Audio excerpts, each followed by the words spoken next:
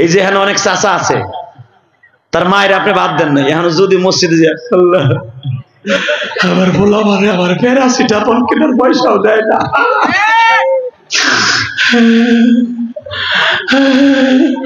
আমার বলে বাড়ি করে গাড়ি করে, আমি বাপরে একটা লুঙ্গি কিনে দেয় না, দিব করতে বুড়া তুমিও দেও নাই,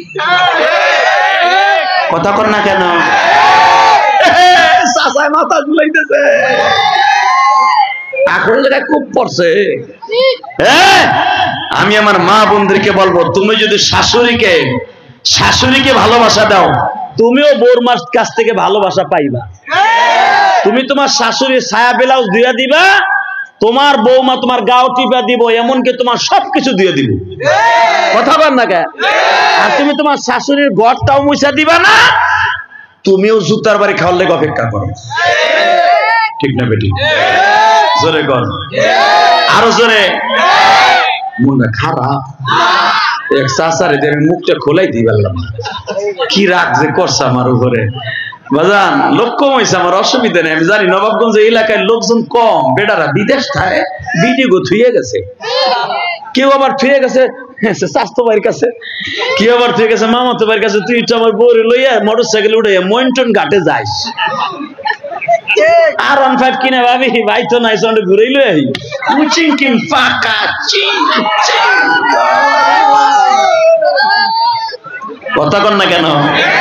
জোরে কন। এইটা আবার অনেক বুড়া বুড়ি দেহে, পোলা বিদেশ থাকে, পোলার বউটা আরেকজনের মোটর সাইকেলে চলে, বুড়ায় কইতে পারে না, কি লেগে জানেন? 100% ওই বুড়ার ভাত বন্ধ হয়ে যাবে। আমি আপনাকে দুটা পাও ধরে বলে যাই, যদিও কথাগুলো আপনার অন্য নজরে দেখতেছেন, কথাগুলো বাস্তব, কথা কন না কেন? এ প্রবাসী, তোমার কষ্টের টাকা তোমার বউ কোথায় খরচ করে একটু তদন্ত করো। এ যুবক, তোর বাপের কষ্টের ঘাম জানো পয়সা কোথায় খরচ করে তদন্ত করিস। যদি কোন ছেলে, আমি বলবো যার বাবা প্রবাস থাকে, এ যেন অতি তাড়াতাড়ি ছেলেটা বালে গেলে ওর প্রবাসে নিয়ে যায়, তাহলে বুঝবে যে ওর বাবা ওর এই পর্যন্ত আনতে কত কষ্ট করছে।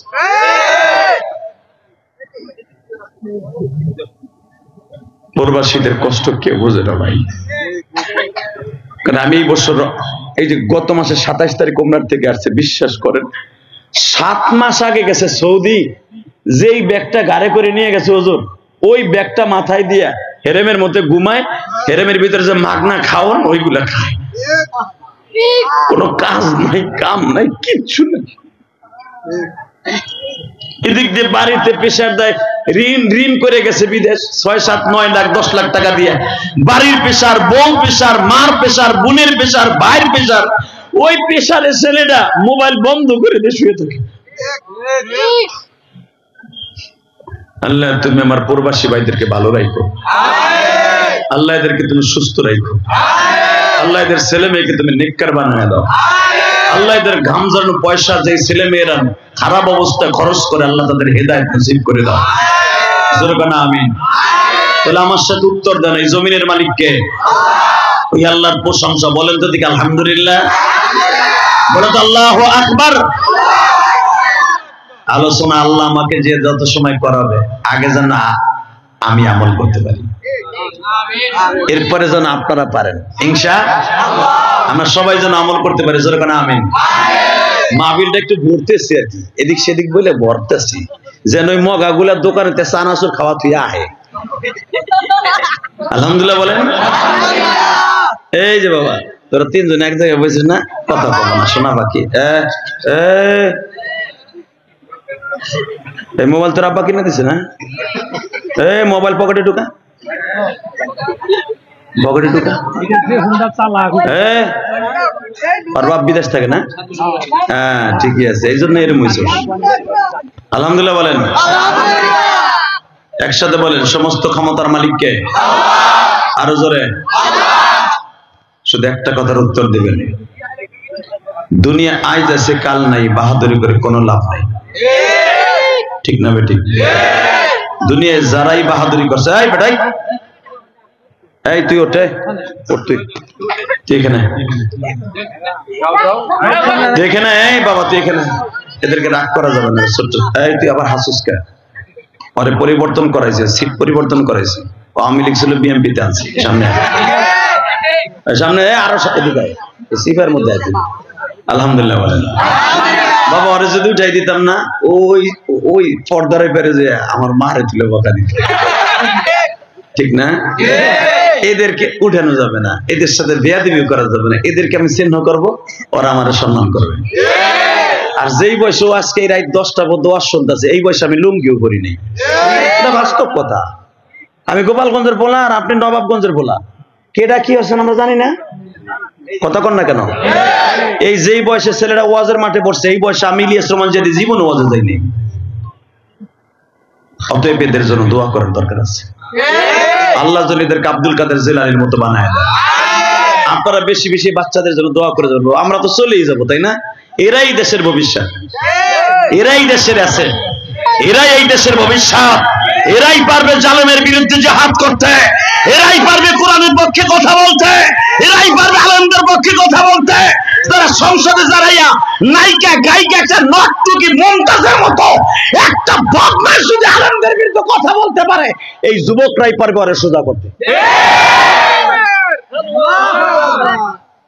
দেখেন নাই 15 বছর, ওরে বাবা, যেই সেরি নর্তকী ক্লাস 2 পাস 2, ও 3 বার এমপি, কথা কর না কেন? সে আবার স্টেজে বইয়া বলতো, প্রধানমন্ত্রী বললাম আমি আরাক খান গান গাইতাম। কি ওয়াজ উনি করতো, আরাক খান গান গাইতো। আমার রক্ত পানি করা রেমিডিস দিয়ে, আমার প্রবাসীদের রেমিডিস দিয়া, কারেন্ট বিল দিয়ে সংসদ চলতো। ওরা শেখ হাসিনার বাপের খেত বেচা টাকা না, খালেদা জিয়ার স্বামীর খেত বেচার টাকায় বিদ্যুৎ চলতো না। বিদ্যুৎ চলতো এই অটো রিক্সা চালানেওয়ালা, এই দিন মজুরি খাটনেওয়ালা, ধান রোপণ করনেওয়ালা, আমার মতো এরকম গরিব একজন ইমামের টাকার বেতনে বাজার করত, ওই রেমিটেন্স দিয়া প্রবাসীদের রক্ত পানি করা পয়সা দিয়ে সংসদ চলে। আল্লাহ যা করে ভালো লাগে করে।